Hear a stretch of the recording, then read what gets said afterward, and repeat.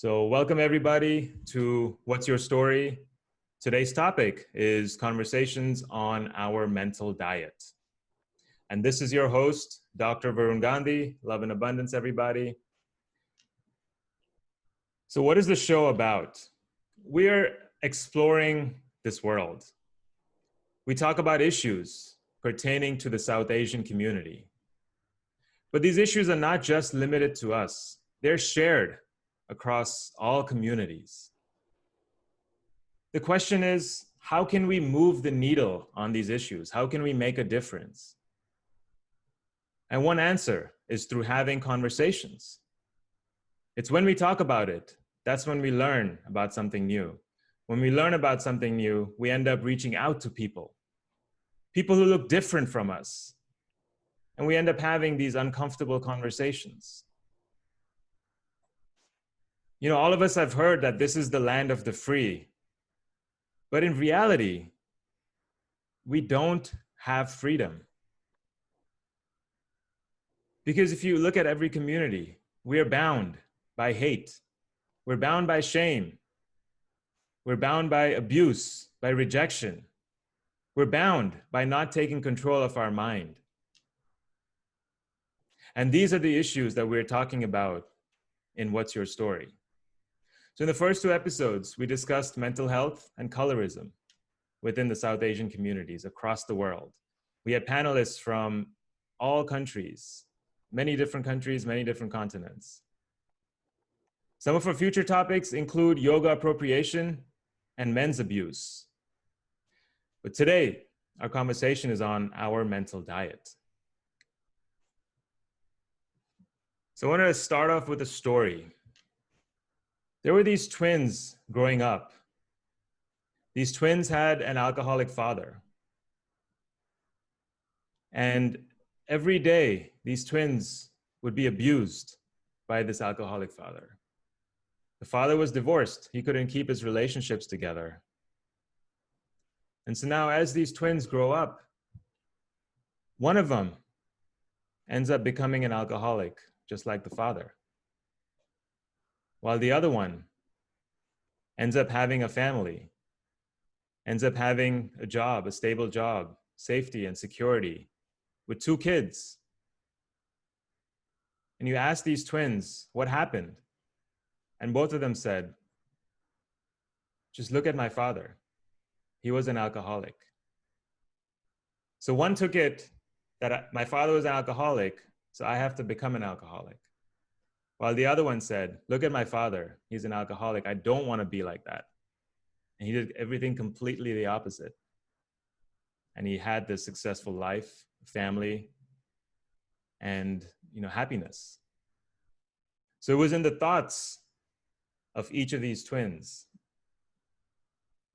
that ended up giving them a different life.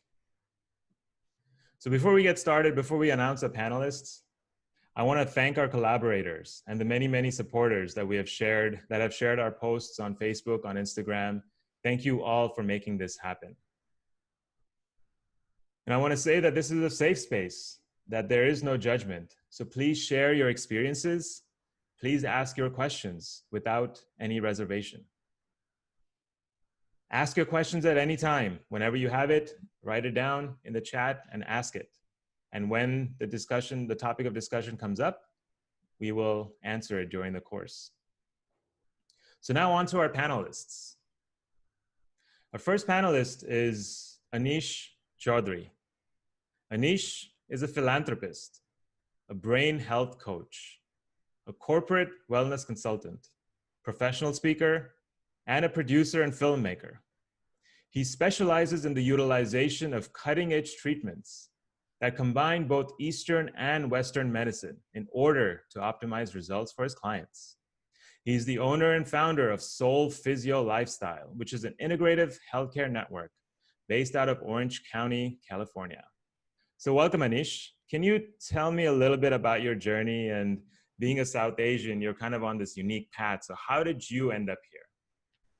Absolutely. I'd be more than happy to share. Thank you so much for the introduction. It's a pleasure to be here tonight. So I think tonight's topic is, I know from my experience, a taboo one, not just in our community, but in the world all Yeah. across.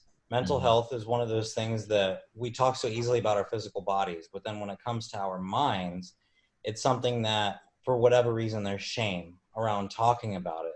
And I know that given my experience, my parents were also successful growing up. They were immigrants from India, came over at Mm. a young age, both now today successful business owners. And that, from a mental standpoint, put significant stress and expectations on me growing up. And a lot of what I went through when I was younger led to why I do what I do today. Throughout my teenage years into my early 20s, I dealt with pretty significant mental illness, ranging from Mm. depression, anxiety, bipolar. I was even hospitalized on more than one occasion for feeling suicidal. So I know that being in the Indian community, there were people talking around the community because there's such high expectations of, oh, we should be doctors, we should be lawyers, like very well to do. Because I know, I'm sure some of you listening out there can relate that there can be pressure and expectations from parents. And I know that my parents, thankfully, were not like this, but I know other people within our community, they would almost like flaunt what their children's achievements were in a way as like a badge of honor for Mm. like almost getting validation for how good of parents they were. Like, oh, my child just graduated med school and now they're going on to work at this hospital. And that, to me, when I was in my early 20s struggling with what I'd struggled with, it just continued to pile on more and more. And Mm. really what was a turning point for me was when I got my brain scanned and realized that so much of my mental health was not just like me being a bad person, rather the way my brain was functioning. And then so from there, where it put me on this journey where I learned about health and wellness using tools such as yoga, meditation, exercise, and nutrition to be able to ultimately heal my brain and to get me to where now, present day, I own two clinics in Southern California. And I'm currently pursuing my master's degree in Ayurvedic medicine because I believe that that is very much underutilized in the Western world. I mean, in India, we know a lot of its benefits, but that's a lot of my personal mission is to be able to use Ayurvedic medicine as a way to work with children and their families to be able to ultimately heal their brain and improve their mental health in the process. Wow, that's a fantastic story. Definitely can relate with it. I had the pressure of parents to become something, to do something. So, hey, I became a doctor, PhD in environmental engineering. And early on, I realized that I didn't want to work. I didn't want to be I don't want to work as a consultant, but I didn't hear that voice. So I went back and prolonged my graduation, prolonged my education so I could just stay in school and not have to become a consultant. And the very thing I did after I graduated was become that consultant that I didn't want to be. And again, I learned the lesson that this is not where I want to be. So I had to fight family, fight everything to kind of come out of that sort of conditioning in a way, if you want to call it. Thank you, Anish, for sharing your story. Welcome. Our second panelist is Neil Gore. Neil is the founder of Portal to Ascension, a conscious multimedia platform that provides a vast range of awareness and disclosure on a variety of topics, such as uncovering the truth of our existence, the nature of reality, our ancient history, disclosing hidden truths, such as advanced technologies. Portal to Ascension produces over 100 events per year online and live globally in the form of webinars, conferences, retreats, and tours. Their goal is to empower all of humanity to claim our sovereignty and create a world of unity, transparency, peace, and elevated consciousness. Welcome, Neil.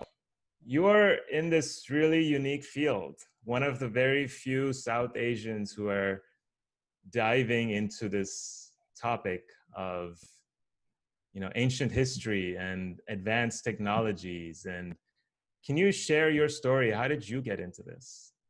Sure. Well, I was raised, as a Hindu child would be raised, right? I was born and raised in England. My I'm Hindu. My parents raised me in that tradition, the culture. I never really truly believed anything 100%. I just did what I was told because, I've noticed that with a lot of younger, South Asian people growing up in the U.S., a lot of them may not have the same devotion that their parents did, but they do all the ceremonies, they do all the rites and rituals, and I was kind of like that too. So never per se had any definite belief, but when things were wrong, I would say, God, please help me, right? In the mandir. and and then when I graduated high school in Irvine, I graduated in 2000. I went to Cal State Fullerton and I started writing poetry. I started listening to beats, music, writing hip hop, rap flows. I started writing poetry, and my poems are really like esoteric in nature. I was talking about like spirituality, dimensions, vibration and frequency, and I didn't really know any that much about it. I was just using these words that just came to me. I liked those words, and then I started researching what I was writing. And in 2000 and 2002, I started discovering a whole world of information on the science behind vibration, frequency, consciousness. And my first discovery was the Sumerian tablets of creation, which are supposed to be the oldest um, currently existing spiritual scriptures or scriptures of any culture in the world. Like the Sumerians are supposed to be the cradle of civilization. From my research, there are definitely civilizations that were probably more advanced that lived before them, but we don't have the evidence in the scriptures like we do for the Sumerians. So I found the 7 tablets of creation. So the number 7, right? This is the beginning of the reason why we have 7 days of the week. The first scripture ever is this: each tablet was for 1 day of the week. And each tablet was represented by a deity. And in this text, it was talking about beings from other realities coming through wormholes. This is the oldest scriptures in the world. How and old?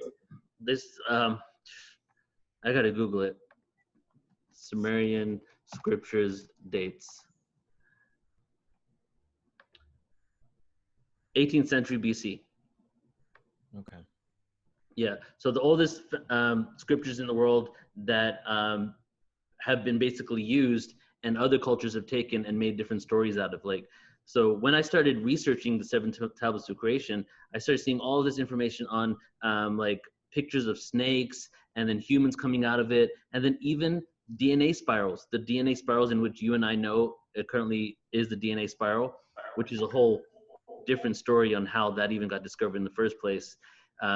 But they were having like DNA spirals in there, and they had a picture of our solar system to scale, right? To scale with all the planets in the right position. Okay. So I started reading this stuff, and I started realizing that a lot of these scriptures were the same stories from the Hindu texts, were the same stories from Christian texts, from Islamic texts, from almost every religion in the entire world. So I began researching. I got the Bible, the Quran, the Bhagavad Gita. I was drawing, making comparisons, and connecting all the dots. And I realized that it seems like this scripture is basically the scripture that predated everything that almost every religion afterwards took from, right? So that's what led me down the rabbit hole where I started. I then went back to Hinduism, and now like I'm no longer like I wouldn't say I'm Hindu, even though Hinduism originally was not supposed to be a religion. It was a way of life, a universal set of laws. So in the truest sense, I am Hindu, but in the dogmatic sense, I'm not, right? So like I went back to that religion and I started realizing yoga, meditation, Ayurveda, all of these ancient sciences that came out of India and spiritual practices were all dealing with vibration and frequency. But vibration and frequency is actually a science that we're now discovering called quantum physics. So that's when I was like, I started believing in something rather than just doing what I was told, because I realized that spirituality actually has some basis in science, and the way we can discover that is through the metaphysical world of vibration and frequency. And so when I got into that, I just started devouring all types of ancient texts on much awareness, trying to find out, what they knew about our ancient past. And I started discovering that what we've been taught in school and the conventional wisdom of ancient history seems to be extremely far from what the truth is. And there are archaeological discoveries that go against the truth of go against the conventional timeline being discovered every day, but they kept getting swept under the rugs because of this whole aura of, if you go against the status quo within the archaeological community, you get shunned and you could lose your career. And it's become institutionalized now. So I work with archaeologists that are forbidden archaeologists because they deal with the forbidden world. And that led me to creating Portal to Ascension. It was really spiritually based. It was based on ancient history, attempting to discover if there were ancient civilizations that existed before 13,000 years ago that were advanced, because we're told to believe that around 13,000 years ago, we were really primitive. But now we're discovering that ancient Egypt isn't actually from like the Sphinx and the Great Pyramids wasn't around 3000 BC, but could have dated all the way back to 11,000 BC. That throws off the complete timeline. And there's a lot of science that, you know, I can speak about later if you like me about that. So that leads me to today. I'm creating events on all these topics. I started going to conferences and calling and emailing all the speakers and scientists and quantum physicists. And I created an online university where we do 80% of our events are online, where we do different topics every single week. And then we do live conferences and tours and everything else. Wow, that is quite a journey. Thank you so much, Neil, for sharing. And we'll definitely get back on some of those esoteric topics later on in the conversation, for sure. All right, our next panelist is Dr. Yuvraj Lingappa. Yuvraj is a mental skills coach. He helps professional and amateur athletes in all sports globally. He's an international inspirational speaker, an author, and a physician based in India. His passion is creating a winning mindset. His goal is to produce 5 gold medalists at the 2020 Summer Olympics in Tokyo, which is now scheduled for 2021. Welcome, Doctor. You have a particularly empowering story because you went from physician to mental skills coach with athletes, very specific. So how were you drawn to your current path? Thanks, Varun. Hello to all the viewers. Hi, Anish. Hi, Neil. Great to be with you, Varun. I was in St. Lucia, West Indies for 20 years before returning to India. Once on my vacation, while I was coming from St. Lucia, I attended the 2012 London Olympics. I had the opportunity to see Usain Bolt winning the 100 meters, 9.63 seconds, Olympic record. Even now, it is still the Olympic record. At the end of the Olympics, I noticed some individual players were winning medals more than other countries. Other countries were struggling to win 1 medal. Here, this guy, Michael Phelps, the swimming legend, he won 6 medals just like that. When I went back to St. Lucia, I developed interest in this field. I went into the details. I noticed these people who win the Olympic medals, they have what we call as mental toughness. That is the mental skills needed to win. That is the difference between great athletes and Olympic medal winners. Because Varun, whoever comes to Olympics is a world-class athlete. But what differentiates them, what gives them the edge, it can be 1/100th of a second sometimes, is the mental toughness or the mental skills. Then I came to know Tiger Woods as a mental skills coach, Jay Brunsa, and Michael Phelps as a mental skills coach, Bowman. And when India won the 2011 Cricket World Cup, they had a mental skills coach. So all this created interest in me. I understood that definitely gives a edge towards winning and losing. Then I contacted 3 great psychologists, 2 in USA, 1 in UK. They trained me well. After that, in 2012, after this motivation from the Olympics, after training them, I contacted the St. Lucian cricket team. They have not won for 42 years, the regional championship. I trained them for 3 weeks.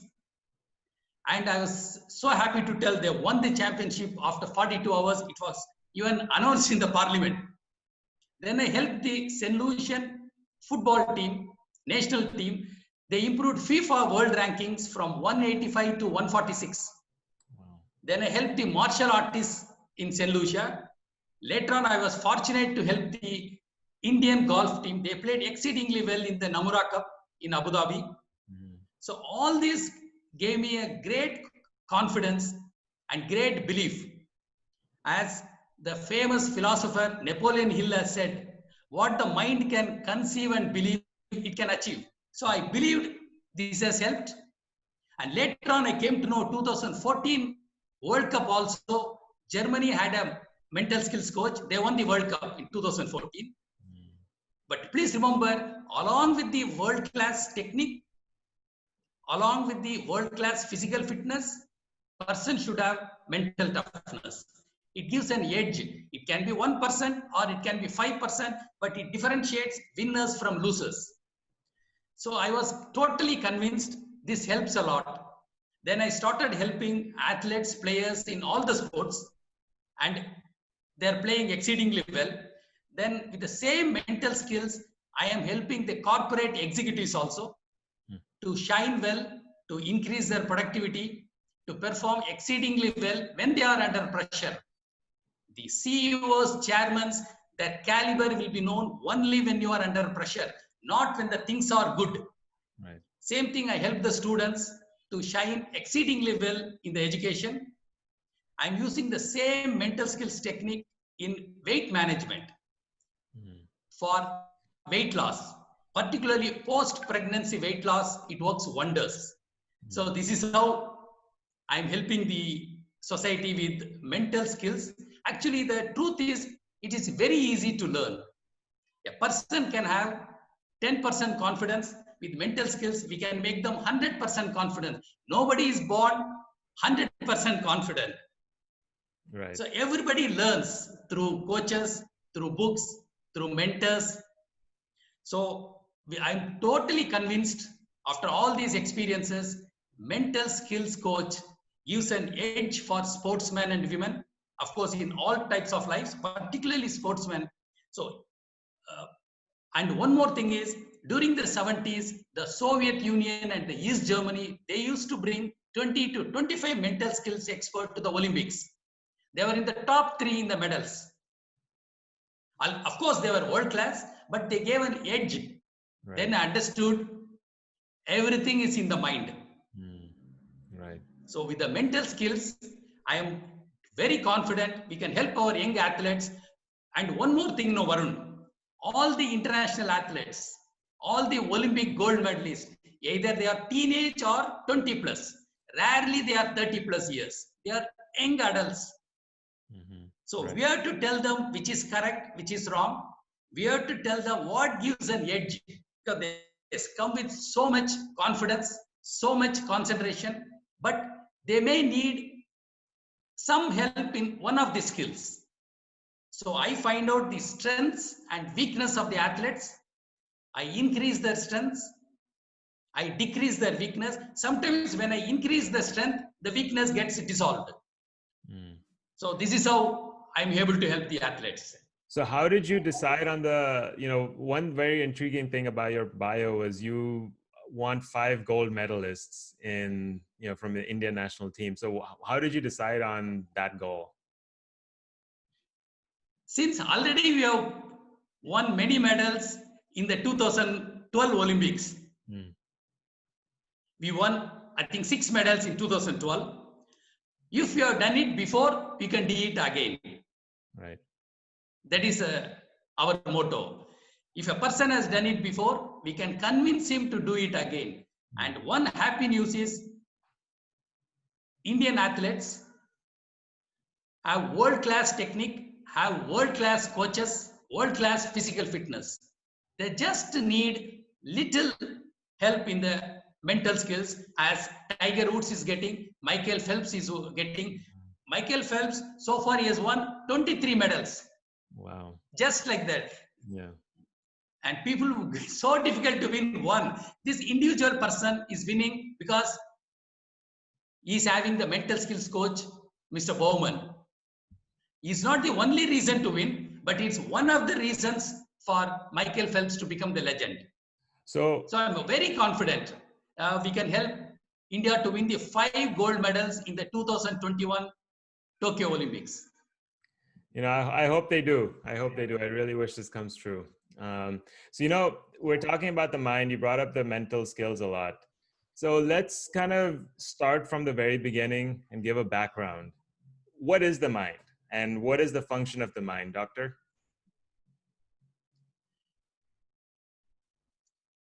Varun, mind is the most complex machine in the history of the world. It has a storing capacity of 2.5 petabytes. 1 petabyte is 1 million gigabytes. Wow. So in simple words, mind is an element what we think and act accordingly. And it has got few jobs to perform, few functions. It makes us think all our thoughts because of our mind. It makes us feel all the emotions, sad, happiness, and all the desires, wantings, everything is because of the mind. So it is a mind which decides everything. Remember, brain is an organ in the body, whereas mind is present in the brain, which does everything for us. Like we have 3 types of mind: conscious mind, pre-conscious, subconscious mind. In the conscious mind, we are aware of what we are doing. Now I know I'm talking to Varun. I'm in the webinar. So this is conscious mind. I'm aware of the feelings, thoughts, everything. Pre-conscious is whatever the matter is there before coming to conscious mind is pre-conscious. It's like a waiting room. Subconscious, it is the most powerful on the earth. 95% of our mind is subconscious mind. So in the sports people, when I help them to win, when I helped St. Lucia to win after 42 years, I was tapping on the subconscious mind. I made them feel they are champions. So it is a subconscious mind. We have to train the people. If you want to be an excellent CEO or an excellent sportsman or in excellent anything in life, you have to inform the subconscious mind that you are great. And subconscious mind will do everything for you. It's like a program. You're installing kind of a software. Yeah. Hey, Anish, you want to add something to this? What is the mind? I mean, I think it's Dr. Lingappa is absolutely right that the mind is incredibly complicated. But I always like to use the analogy with, you know, first myself with my own personal experiences and my clients I work with, is that our mind can either be our best friend or our worst enemy. It's all about how we feed it, the thoughts we feed it, the actions we engage in, the media we consume, all of the things that we're choosing to consume externally. Like if we're watching very, very unhealthy TV, like if we're constantly consuming politics, chances are you're going to be in fear. Chances are if you're in fear, you're going to be very heavily influenced by the external world. And it's going to take a significant toll on the nervous system. So I believe that the mind is a manifestation of consciousness in that sense, where ultimately we do have the subconscious. We have subconscious impressions. We want to go on the spiritual side. We call them samskaras, impressions from this life, from past life. There are many, many different ways to kind of personify it.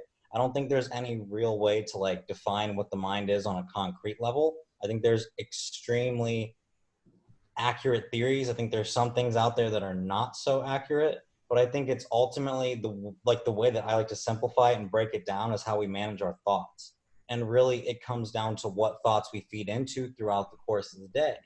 And that's where I know for me, when I was going through my extreme rough patch, like mental illness, there's perpetual negative thoughts that are going through the mind.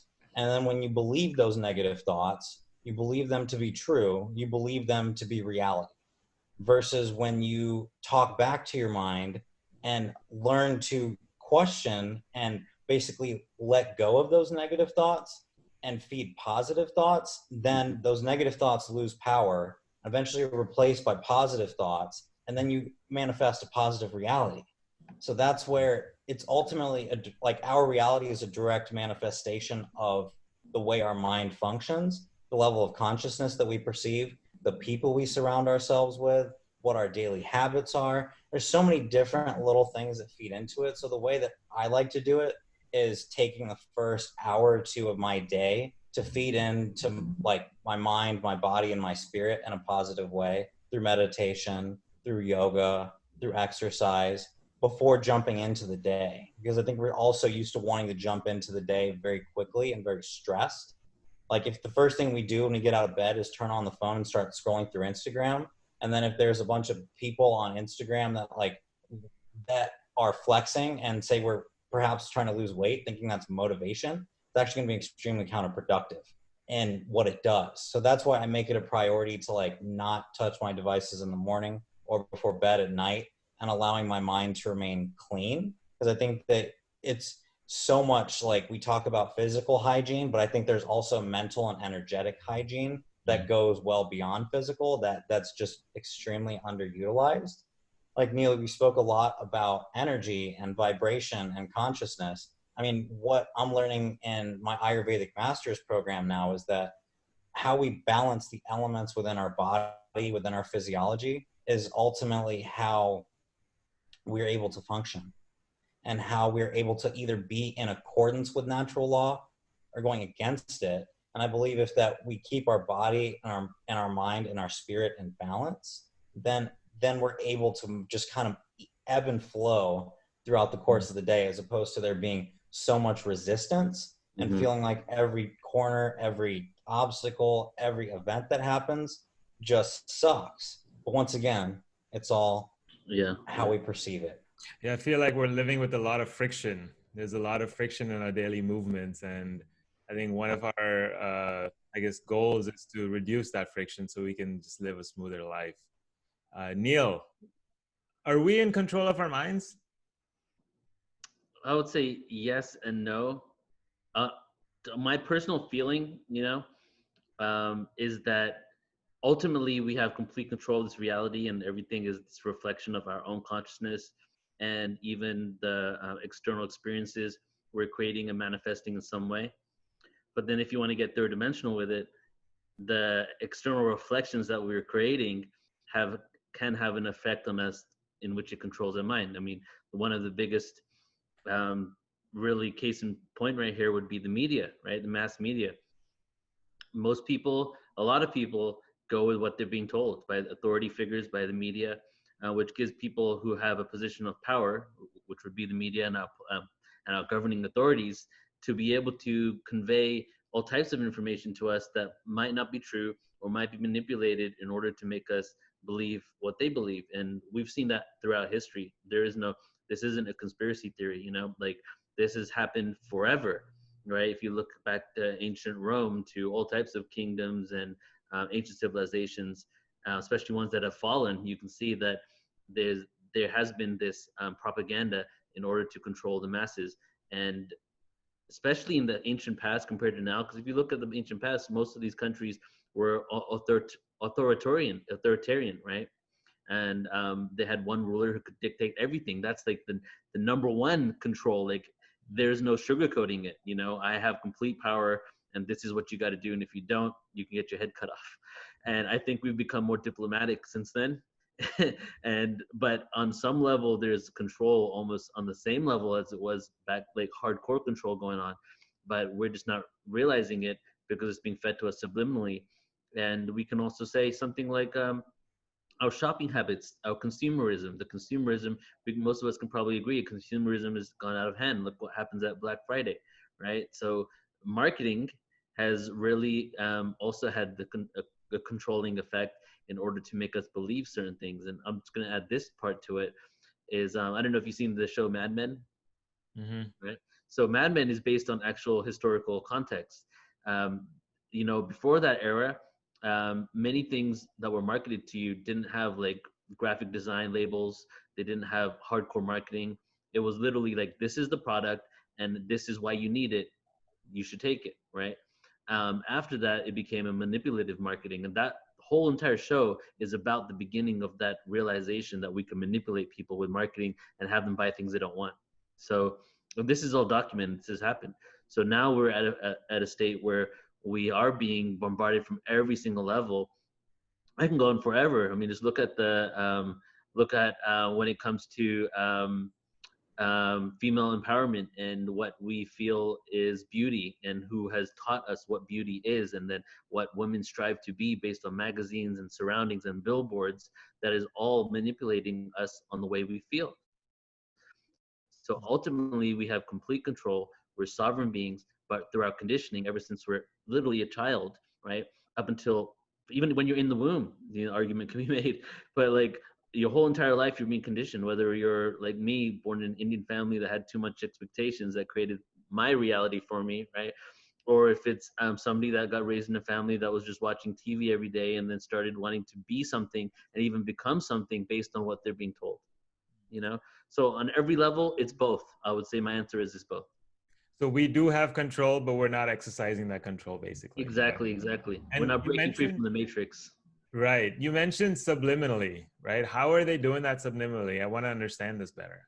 Okay, so this goes into, all right, how do I say this? So I'll give you an example. The CIA had a project back in the 50s called Project Mockingbird, right? And Project Mockingbird, this is an actual thing that existed. The way the CIA works is after I think 50 years of something happening, they can declassify it. So while they were doing it, it was classified, but 50 years later, it gets declassified. And the hope is that people aren't going to be upset because it's 50 years later, it's another generation. It's a whole change of guard, so people aren't really, holding the people in the CIA at that moment responsible for it. So one project that they had was Project Mockingbird. Project Mockingbird was an effort for the CIA in order to get CIA agents to work as full-time employees at the most famous and the biggest media companies. So all these individuals in the 50s, they were getting full-time salary from the CIA. If you type in Project Mockingbird right now on the internet, the third or fourth site will be the CIA's website with their document on this. Like, is that legit?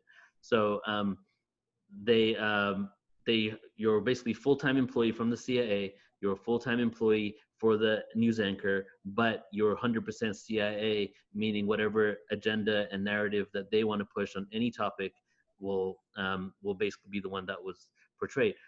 So this went on for over a decade, and then they said the program was canceled. But then the documents came out 50 years later, which was about 20 years ago now, and the documents show that they actually went black ops and they started getting black budget funding and took it off the books. Because what happens to a lot of programs that work, but they don't want the people to know, is they take it off the books later, and then it looks like the project was canceled, but in actual fact it wasn't. So this is just an example of how it's been happening forever. And some people are making the argument that it's actually still going on. Project Mockingbird never ended, and the DoD, government officials, all have people that are literally planted there to tell us certain information. Wow. So real life events are kind of being manipulated before they're shown to us. Yeah, which is why, take mainstream media with a grain of salt. You know what I mean, at this point. And what we realized in the last 8 years even is that the general trust for the media has gone out the window, and they're losing a lot of ratings. Many alternative news sources online are actually getting more traffic now because of this. And I think people are waking up to the fact that these people don't have a best interest in mind. And a lot of these like media anchors are these millionaire media anchors and these politicians. They pretend and they get you to want to relate to them because they act like they're one of you, but you got to realize that these people live in a completely different world and are so disconnected from the normal person, right? That it's all a show. It really is all a show. Okay, interesting. So Anish, what role does childhood have in the programming? We mentioned programming. How do we get programmed in our childhood? That's a deep question. I think there's so many different facets to how the subconscious mind works as a child. I believe, once again, this is just my belief, that babies come into this born kind of with a clean slate, that they become sponges to their environment. So we think about from our Indian heritage, expectations. I've heard that come up more than once in today's conversation. So we'll take that example of how being raised in the Hindu culture, being raised by Indians, we perhaps could have higher expectations than other people. And that always puts us in a place where, I know for me, I was always constantly striving to be more than what I am in this present moment, because who I am right now is not good enough. Therefore, I'm always trying to be better and more and more and more. And then when I'm always trying to be something more than what I am right now, it's always going to leave me in a state of feeling incomplete, being disconnected from the moment, and ultimately striving to create something that doesn't exist. Because it leaves you chasing perfection. And perfection is a complete illusion. Perfection just doesn't exist. No matter how hard we try, we're never going to be perfect, because the whole idea of being perfect is created by society's image or other people's images of who this picture of who we should be, which is in reality different than who we are. And it's actually no different, because who we are right now is exactly how we're meant to be. And I think that it's so much of what is going on right now is that we're being led that we have to be a certain way in order to be accepted by peers in our society. And that's always going to lead us to a place of constant, perpetual insecurity. And when there's constant insecurity, that's what's ultimately going to like feel us like we're floating against the stream, kind of swimming upstream, where in order to keep a positive mental state, we have to basically stay completely detached from everything we're being taught. And the thing is, parents don't know what to do because they're not taught. Parents are not taught. So how can we be expected as children who turn to our parents and the faculty in schools when they're under the same level of influence that we are? So I believe that there has to be more education around practicality and around teaching children how to become more individual, more confident, more just aware at a young age, because we're basically awake, like we're physically awake, but we're mentally asleep going through life, where the subconscious mind is just being dropped all these little impressions from the outside world that ultimately shape who we are. That's why autism's on the rise, mental illness is on the rise, obesity is on the rise in children. And then doctors are saying that children have ADD and ADHD at the age of 10.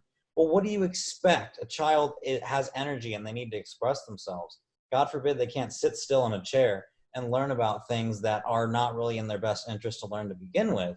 And then on top of that, they give them Ritalin and Adderall, which when you look at the neuroscience of it is the equivalent of giving a 10-year-old cocaine. And does a 10-year-old need cocaine? No, it's not. It's not good. And that's where, when it comes to the programming of us as children, really how we're going to combat that and change that in the coming generations is begin to seek outside educational programs as opposed to going through the traditional educational model. And that's like a big thing that I'm working on right now through my nonprofit, is being able to educate people on like what it truly means to live a healthy lifestyle and empowering people rather than disempowering people. Because like fear is ultimately how we're controlled. And if we're controlled, we're ultimately going to lose our ability to shape our reality. And our reality is going to continue to be shaped by those that want to shape it. Right. Wow. Okay. So our childhood, that first 7 years when we're really a sponge, doctor, how is, where are we picking up all of our behaviors, all of everything that we see? Where are we picking it up from? Yes, Varun. These children, or even for young adults, please remember, we are average of 5 people surrounding us most of the time. So we have to surround ourselves with positive people. If I'm surrounded with 5 negative people, the average will be negative, I'll be a negative person. Same thing applies in the childhood upbringing also. So if the child has good friends and good parents, good brothers, sisters, their relatives, their classmates, and their teachers, everybody has a role to play. And another one interesting point is, usually the children, they don't do what we say, but they do what we do. Right. They don't do what we say. If I say sit down, some children may stand up. Mm. Whereas if a father is a smoker, child will look at it, child becomes a smoker. Mm. Mother alcoholic, child becomes an alcoholic. So children always do what parents and others do. Children may not follow what we tell. So it is the duty of the people surrounding the children to produce a good society for the future. So in that case, if you're the average of the 5 people around you, children don't really get to choose the people around them. So the parents kind of have to choose it for them, right? You are 100% correct. That is why we always say, show me your friend, I will tell you your character. Mm. You are right. So the parents' duty to choose the children from the time of the birth till they become adults. Because as we talked earlier about the sports, they were all teenage or 20 plus, all the Olympic medal winners. Same thing with the children. They won't know. Even for dressing, we have to help a small child. For food, we have to help a small child. So we have to tell them all the good things in life so they pick up easily. So it is the duty of the parents or the guardians or the grandparents to regarding the upbringing of the child. So the upbringing counts the most important in the life of a child and life of a young adult. So then in that case, we also have to train the parents on how to raise kids. Or retrain. That is true. That is true. That is why when I train the corporate executives, I tell them, look, sir, your workforce will behave depending on your vibration. You are positive, your juniors, your entire team will be positive. As I was telling you earlier about the St. Lucian team, I made them improve their body language. I made them walk like a champion, talk like a champion, behave like a champion before they actually became a champion. I learned it from Muhammad Ali. He used to say, I am the greatest till retirement. After retirement, Muhammad Ali said, I said I am the greatest before I became the greatest. So same thing applies in a person's, in a child upbringing also. You have to tell them. That's why we call it positive self-talk. In fact, there are universities in USA, positive self-talk. So you have to appreciate them. If you tell 5 good words about a child, you are allowed to tell 1 bad word. But most of the time, it's not so. It's the other way around. So it's the other way around. So the children, remember, Varun, everybody has got, every person in the world gets about 16,000 to 60,000 thoughts per day. And remember, always you keep putting negative thoughts in my mind as a 2-year-old. So while sleeping also, the subconscious mind will get that words only. And I must tell this quick one. This is a true incident. When I trained the St. Lucian team, one of the mothers called me. He said, what did you do to my son? I said, what happened? He's roaming in the house. He's telling, I'm a champion. He's roaming in the house. I said, wait for 10 days. After 10 days, she was very happy when they won the championship. Because I made them believe. I made them tell the positive self-talk that you are the best. I am the champion. You are the champion. I am winning.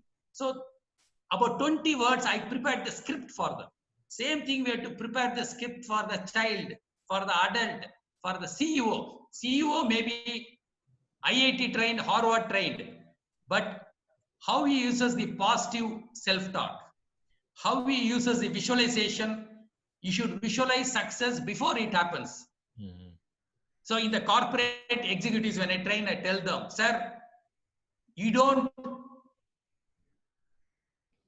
get profit after getting a great business. You must get profit before you go into a great business. Same thing in sportsmen. You don't play and win matches, Varun. That's all 100 years ago. Now you have to win matches and then play. You have to win in mind, body, spirit. Same thing applies in children. You have to pump them, you have to bombard them with positive words, positive thoughts. Because remember what Mahatma Gandhi said. He said, always have positive thoughts because your thoughts become your words. Right. So it's our duty to train our children with positive thoughts, positive words, 24 hours a day. Interesting. Okay. All right. So we train our kids positively, and then they grow up. And Neil, this is for you. We talked about media. What does social media? So when they grow up, social media comes to play a lot. So what does social media? What role does social media play in this mental, if you want to call it, slavery? Yeah, yeah. Well, actually, social media is almost in everything now for a lot of people. People check it in the morning. 100 times a day is probably not even overestimating it.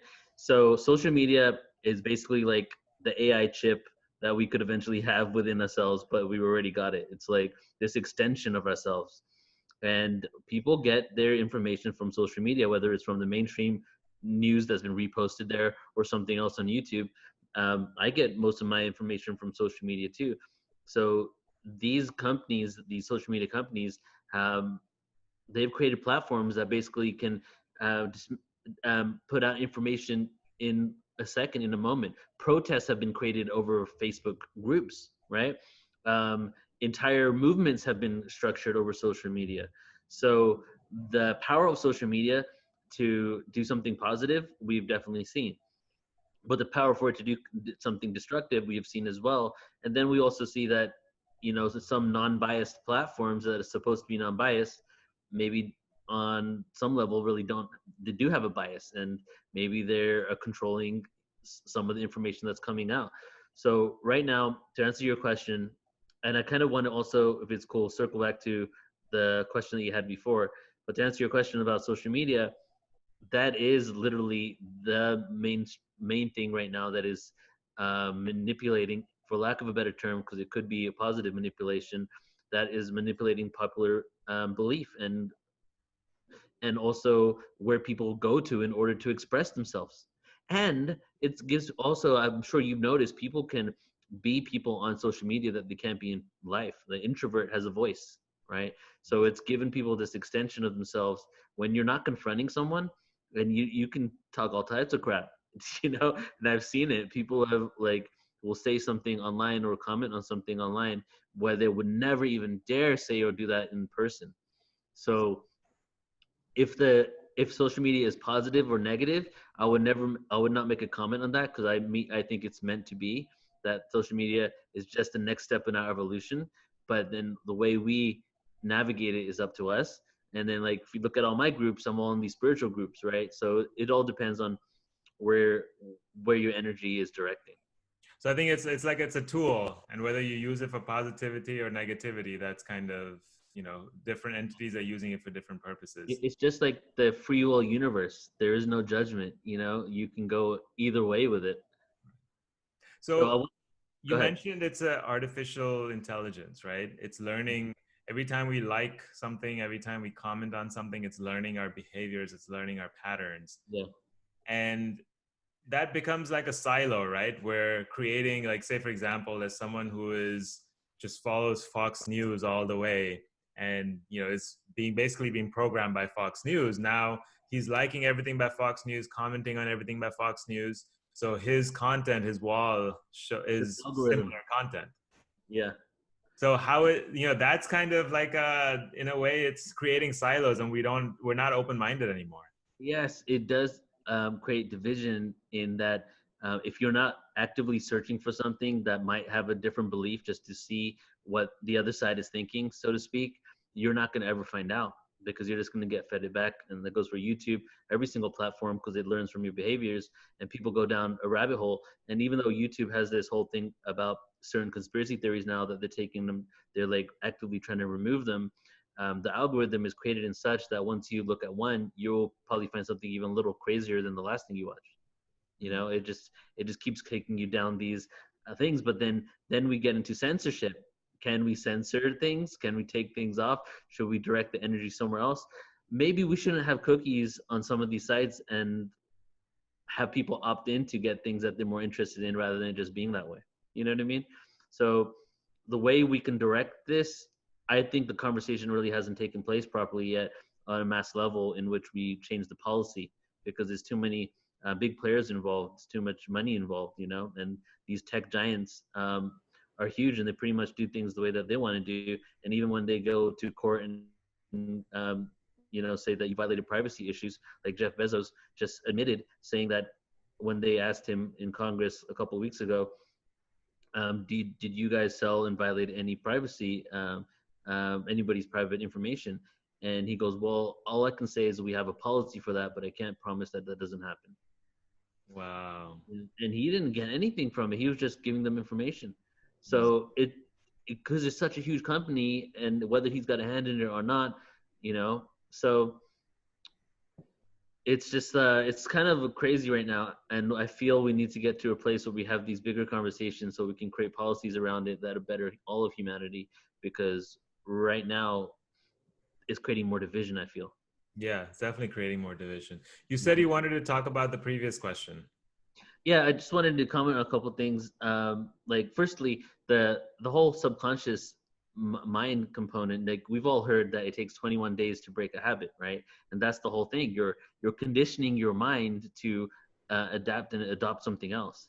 And I've been to the Vipassana, you know, the 10-day silent meditation thing quite sometimes, and you know, you're in complete silence, and after a few days, like, all of a sudden, like, the chatter in your conscious mind goes quiet, and then all of a sudden everything in your subconscious mind starts coming up, experiences, things that you forgot about. The first time I did 10-day silent meditation retreat, I kid you not, day 4 to day 10 was an HD movie of all the years I forgot.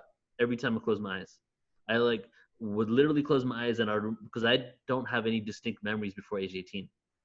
I don't really remember anything at all. I have, like, maybe this happened, but no actual concrete things. And all of it flooded back to me. And what I feel happened in that moment was my conscious and my subconscious mind kind of melted together, and everything started coming into my conscious mind to be dealt with.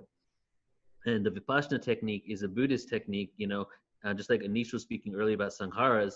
And the whole concept is that we've adopted all these sankharas, all these impurities in our body, in our cells, in our entire life, past lives, and they're all stored up in here.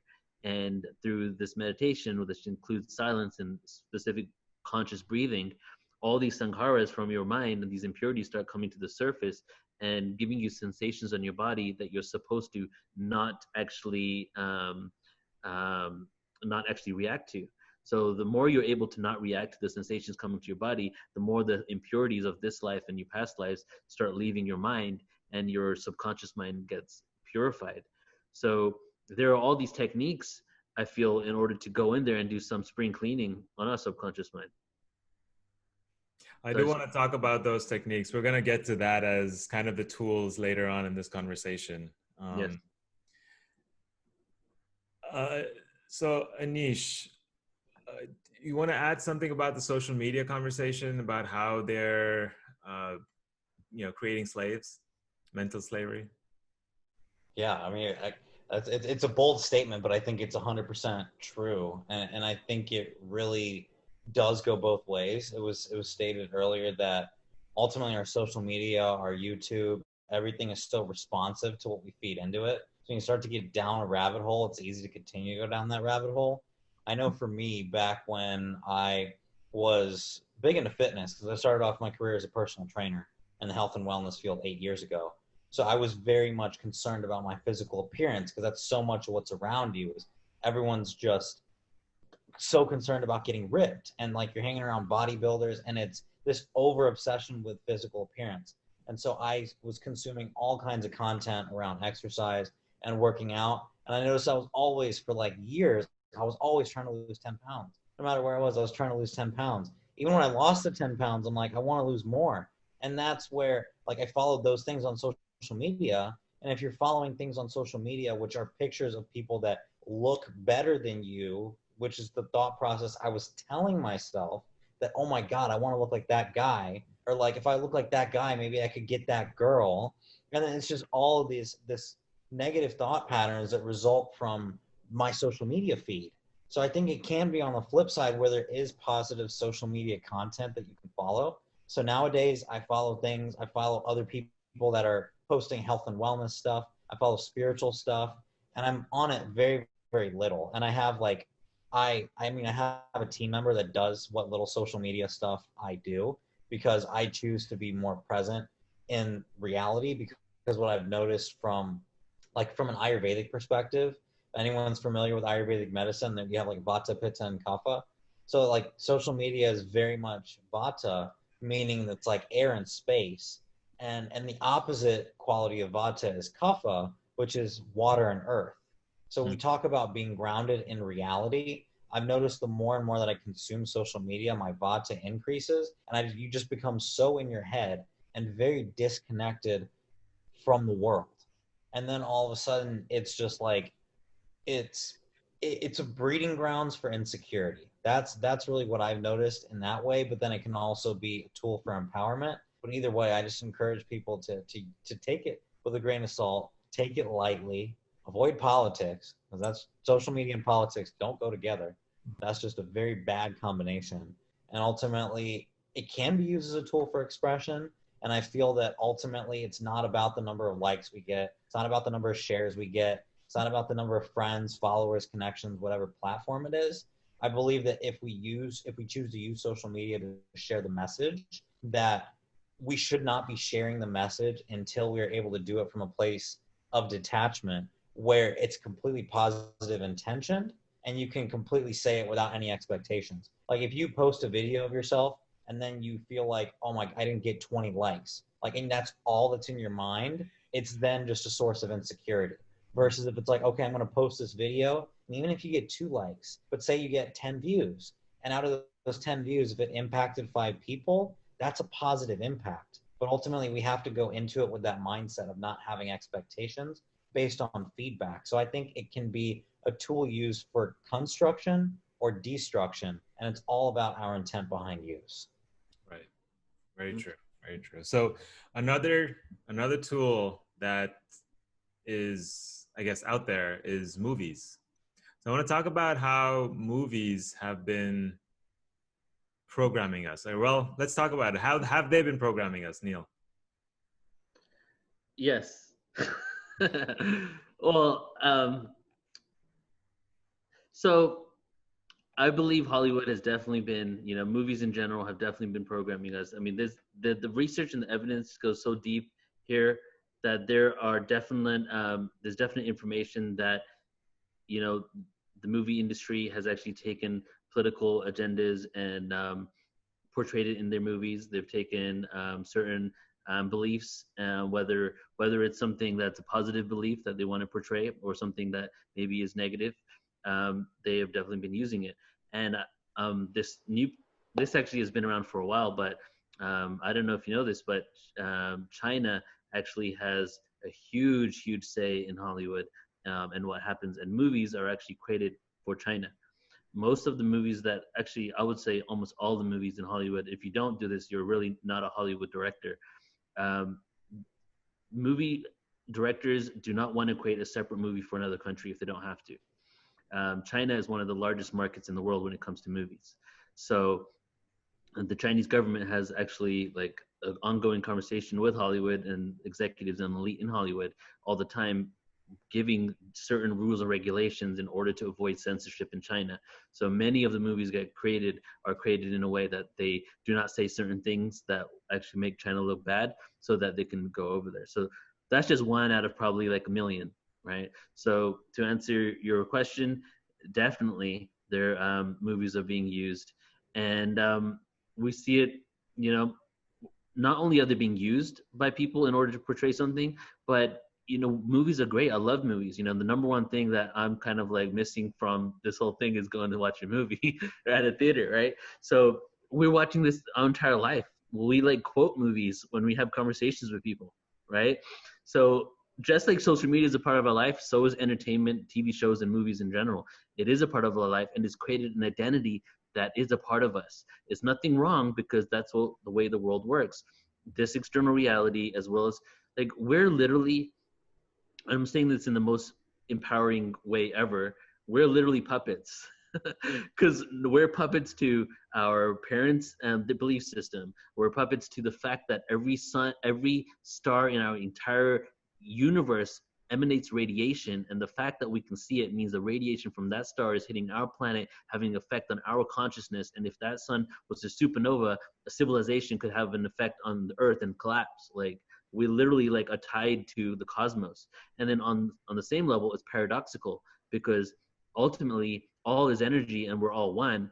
So what this external reality is truly just the reflection of the oneness playing itself out in multiple ways. But so it's paradoxical and kind of comical in the fact that ultimately we do have complete control, but everything around us is affecting us. So since childbirth, we're being told what to do, what not to do, and we're being told no, and parents are frustrated and they know how to act more consciously, but they choose not to, so they snap at you. It creates a trauma. It affects you for the rest of your life.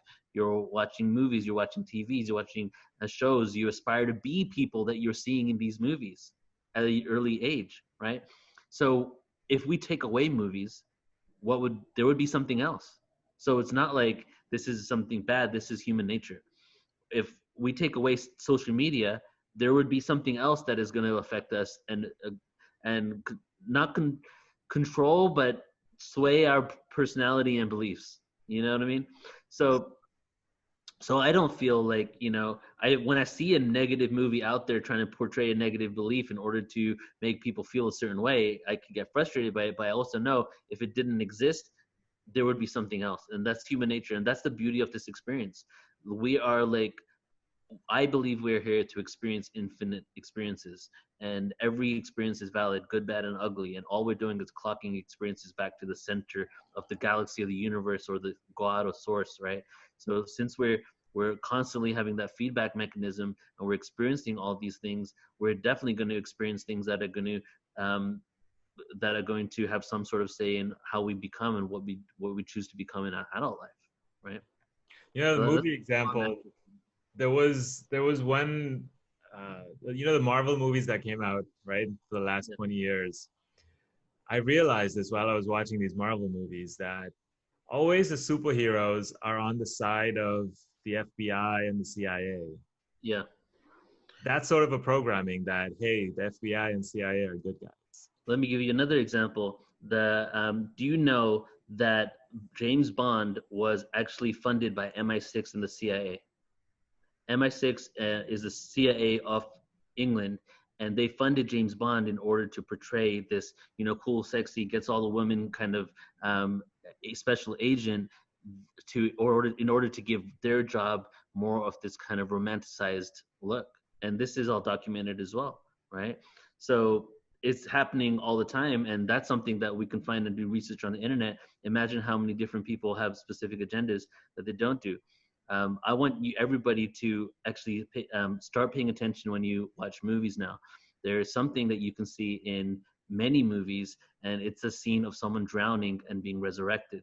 It happens in, I would say, over 50% of all movies, Hollywood movies, have this scene in it. And even Superman had that kind of thing. And almost every single time, it's a weak person that is having a crappy experience of life, and then after they drown, they resurrect and they become powerful. So if you look at all these Marvel movies and superhero movies, 9 times out of 10, every movie will be before this person becomes powerful or before this person does something incredibly brave, they will drown in water or some sort of beautiful cosmos that looks like water with a dolphin passing by, just to give you that same symbolism. And then when that person comes back, they resurrect. Now, where does this come from? If you go back and look at the roots of Masonry, and you go back to the Freemasons, and you go back to the Stonemasons, back to the Knights Templar, there was this whole thing that the Knights Templar were doing, and because basically the French king thought that the Knights Templar were actually worshiping Satan, and that's why they had kind of a breaking, that the Knights Templar were doing Luciferian acts. So the French king started, persecuting and hunting down all the Knights Templar. The Knights Templar and the Masons that hung out with the Knights Templar, because the Masons were the only ones that were allowed to go over borders, because they had the secrets of how to build ancient structures such as pyramids, bridges and all that stuff. So the Knights Templar were their guard, and they would take them over and they would protect them going everywhere. So the Knights Templar and the Masons had this practice. And what was it? Was they literally would drown in order to be initiated into the Masonry or into the Knights Templar, they would drown a person, like to put his head in water until the point of they passing out, and then they would take him out and then they would resuscitate them. This is where the whole drowning phenomena came from, and now we find it in almost every single movie being played out. And then you can even listen to interviews by James Cameron, George Lucas, where they tell you these same stories I'm telling you now, where it comes from and these drownings and all this stuff. So either doing it just to kind of like have fun with it and giving credit to history, are they connected to some of this in some other level? Who knows? But it's kind of an interesting story of how it really manifested and became a part of our entertainment. Is that what in Christianity, why they baptize? They yes. Almost. So that's okay. So that goes even deeper now. So basically, the Knights Templar thought that they were worshiping actual Jesus, and that Lucifer wasn't a bad guy, and Lucifer was actually a volunteer. And this is from the Gnostic Christian text. From 0 to 325 AD, there was Gnosticism. In 325 AD, Constantine created Christianity as we now know it after the Council of Nicaea, in which he literally threw out hundreds of gospels, in some of which Jesus never even was crucified. And the crucifixion was actually created in 325 AD. So what the Knights Templar thought they were doing was that they were actually doing their original ritual, and they were baptizing themselves to the point of death, and then they would come back to life as powerful beings. That's where it basically came from. Take it with a grain of salt or not, these people actually did this.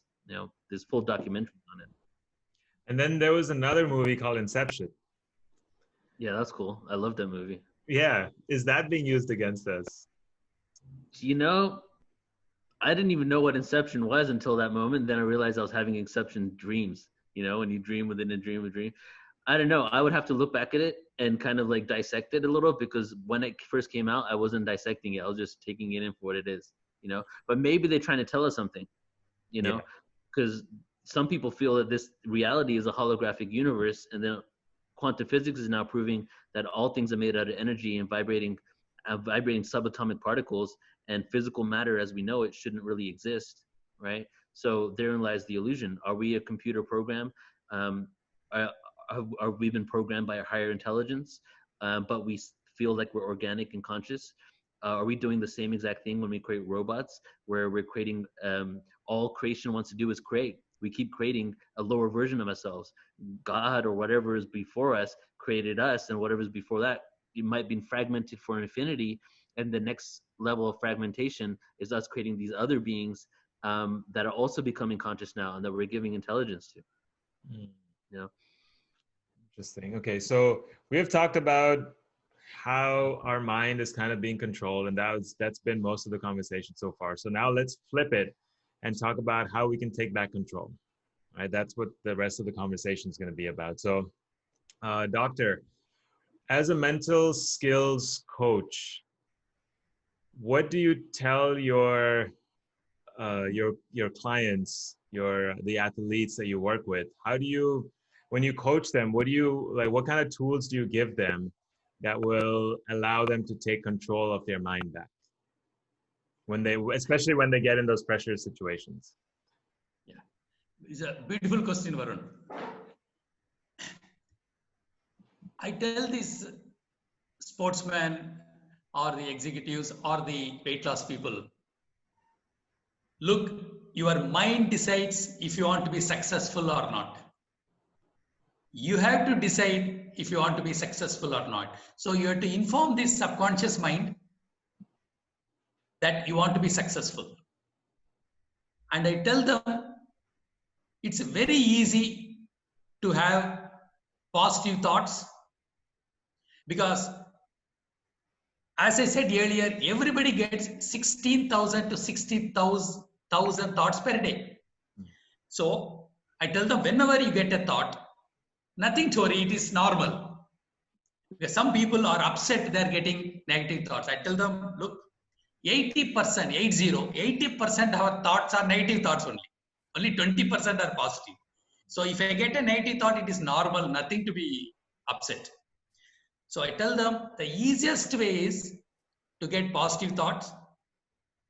When you get a negative thought, just recognize you are having a negative thought and remove the thought, replace with a positive thought. It is as simple as 1 plus 1 is equal to 2.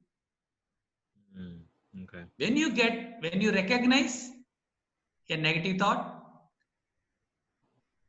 remove it, replace with a positive thought. And how you do it is again very simple. When you get a negative thought, recognize you have a negative thought and name that thought with some funny thing like clown or any funny thing, you name it. Because when you name it, subconscious mind will know, oh, you don't want this thought.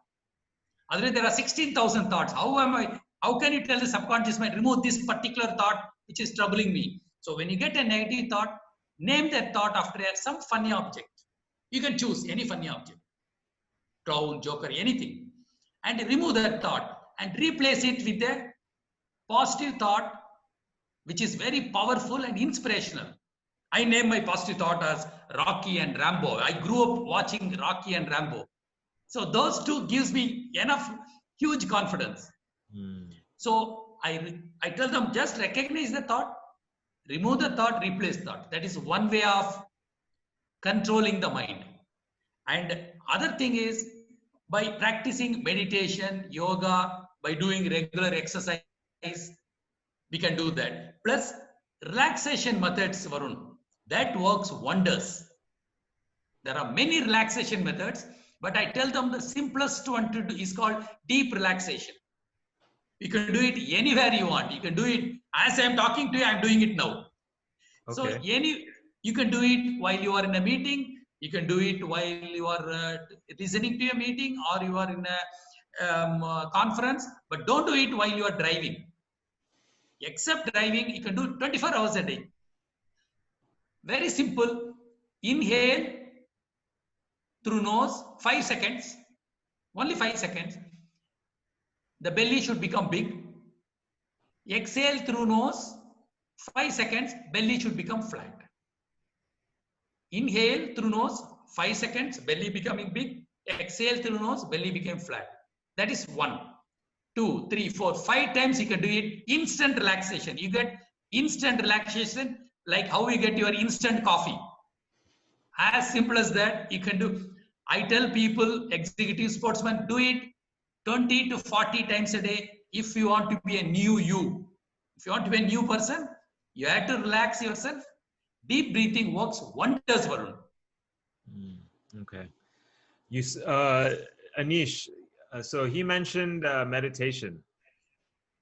What is meditation? I know there are many different types of meditation. So can you kind of dive deeper into that? Like, what is meditation, and is there a particular kind that you would recommend or something that you practice? Yeah, I mean, as you mentioned, there's so many different types of meditation. And for those who've never done it before, keeping it simple is always the best way to go.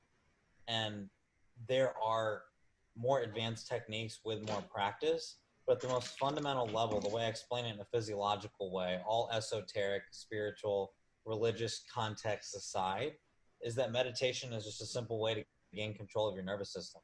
Like we're talking about the benefits of breathing. So meditation, I like to say, is just the practice of sitting down, practicing deep breathing, becoming detached from your thoughts. And I always like to use the analogy where you imagine yourself just sitting in a recliner's chair. This can be a guided imagery. You just imagine yourself sitting in a chair, and then you imagine just a screen, like a TV right in front of you. And if your thoughts had an image, just imagine you watching your thoughts going by on the screen.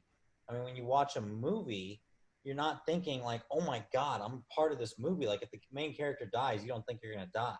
But then if you have this thought in your mind, you think I'm going to die, then it can feel so real. But then when you're able to take that detached perspective and almost watch the mind on a screen, it then becomes from a very detached place. So when you practice meditation, what it's able to do is give you a safe space rather than during your day having to be in the midst of so many different activities. where you're able to then sit and practice that detachment. So then when you're in high pressure, high stress, very engaging situations throughout the course of the day, you're not able to be swayed left and right. Like there's a very practical tool we talk about in the world of stress management. It's a concept of reacting to stress versus responding to stress. When we initially have an emotion, that initial kind of reaction, that initial stressor, we notice our heart starts to beat faster, sweaty palms. These are all physiological responses of what we call the fight or flight response. So then we have two choices as to how we can react. We can quickly jump off and say something, and it's usually not the best thing.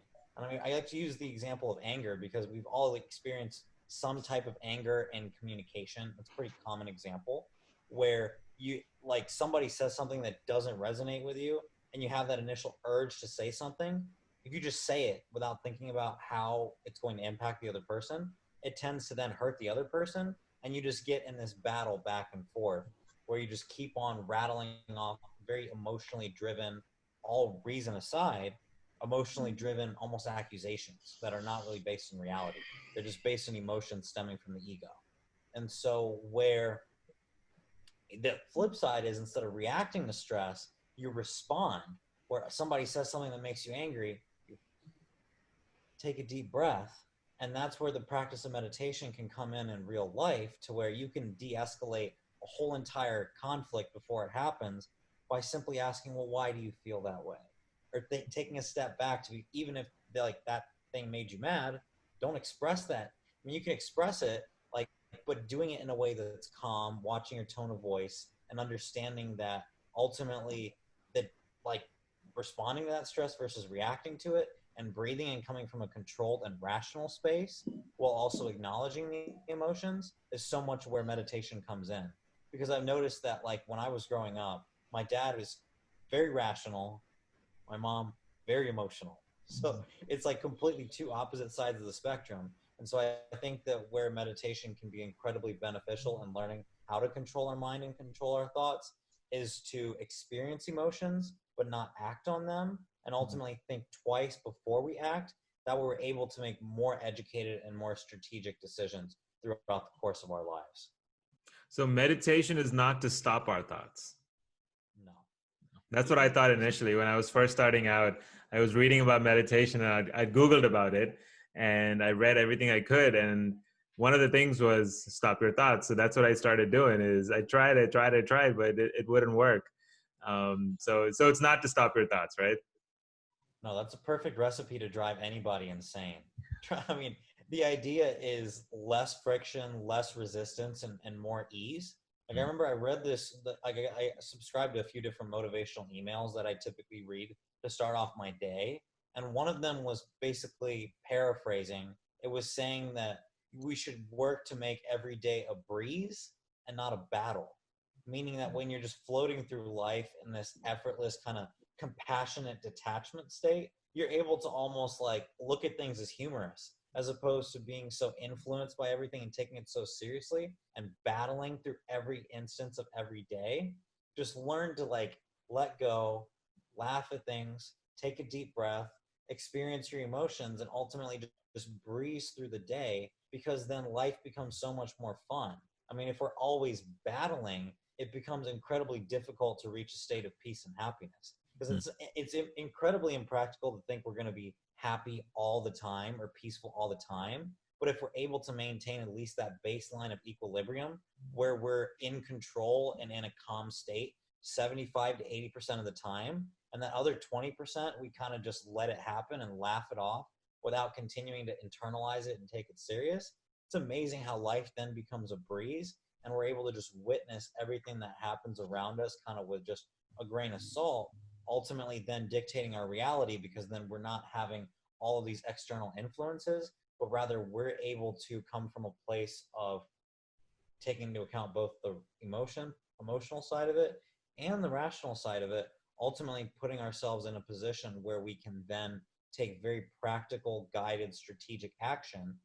And those days of right action turn into weeks, weeks turn into months, months turn into years. And that's where then we can really begin to shift our reality and ultimately reach the goals that we always sought out to reach. Interesting. Okay.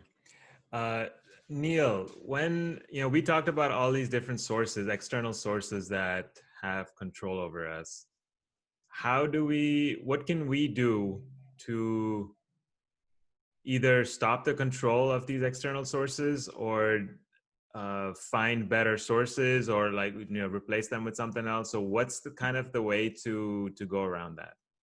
So to get practical with it, when it comes to media, do not consume as much media and take it as a grain of salt, and maybe even do your own research and don't just rely on what other people tell you to be golden. You know, it's very easy to find out that do your own research these days. There's so much information out there. So I would say that in regards to media. When it comes to social media, like we spoke about this earlier, taking some time off, I'm kind of like guilty of this too, like waking up in the morning, and my friend calls it scroliosis. You're just scrolling nonstop. So like I've had scoliosis a few times, and so taking some time off, maybe even like shutting off your social media hours. And it's so hard to say this. I'm saying this and laughing at myself because I'm not going to do it, but being aware of your surroundings and the information you're taking, and taking some time for yourself is very important. Many people, I do a lot of self-care. I go to fascia release things. I get massages. I take care of myself and give myself breaks. And I speak to people and I tell them, and many people that I meet have never done that ever, right? They haven't taken an actual break, and their vacations aren't really true vacations. So people are consumed in this rat race, and we convinced that this rat race is the number one thing in the world. But truly, once we are gone, this rat race never even mattered in the first place. So why don't we work on our experience on this planet and improving our experience on this planet and being custodians of this planet? So taking some time to do some self-care is very important. And Anish was just like knocking it out of the ballpark with saying so many things, and completely agree with both the other panelists. But breathing, one thing that Anish said that I wanted to drill into a little bit more was breathing and acknowledging your emotions is what he said, right? So there's one thing where you breathe through things and you ignore it and you put it to the side and you bypass it. But the key is, you just because you're being positive, just because you're choosing the higher way out, because you're not reacting, does not mean you're not acknowledging that you had these emotions or allowing yourself to feel it. And what Anish was saying was almost like the scriptures of Vipassana, right? You might have this, they even say you might have 20%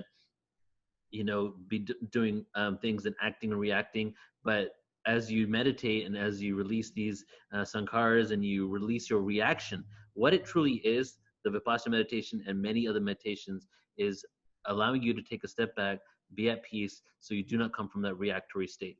I used to be hardcore reactory up until 2 years ago, and I've been doing this for 16 years, right? So, and I remember it was day 6 of my 5th Vipassana in silence in the forest in the sequoias when this moment happened. And it was like this switch in my brain where I just stopped reacting to things like I used to. And I used to react to my relationship, and it came from, because I'm in this community and this information, I've been consciously reacting for quite some time because I know where it comes from. I know why I react. I know what my upbringing was like. I know that my dad, wasn't present enough for me that I feel like he should have been. And because of that, I react in certain ways with male figures in my life, right? And then, but I couldn't figure out a way to it was like 10 years of searching on how to stop these thoughts and stop these patterns in my head. And I tried hundreds of modalities, from physical stuff to spiritual healings to retreats in the jungle to 30-day juice cleanses to breaking the emotional thing. Tried all types of stuff, and nothing truly worked until that last meditation thing where I was just breathing, observing all the sensations. And then what the doctor and what Anish both had said was observing your thoughts, not judging it. Non-judgment in meditation. If I'm going to add anything to this conversation today, it's not judging yourself in meditation. My wife and I facilitate sound healing meditations for many years now. we're in front of thousands of people every year doing this stuff. And so many times I'm told by people, I don't know how to meditate. Oh, I don't meditate. Oh, I can't meditate properly.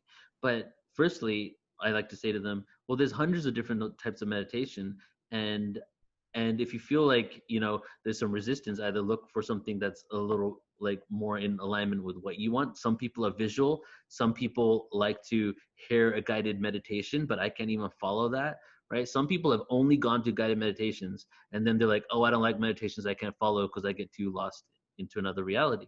Well, then try something else, you know? So meditation isn't just one thing.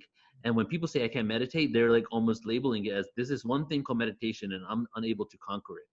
Meditation can be washing the dishes every single night and just like getting into this theta state, because the science has now showed through EEG machines on the brain, when people are meditating, that the brainwave state goes into theta wave, right?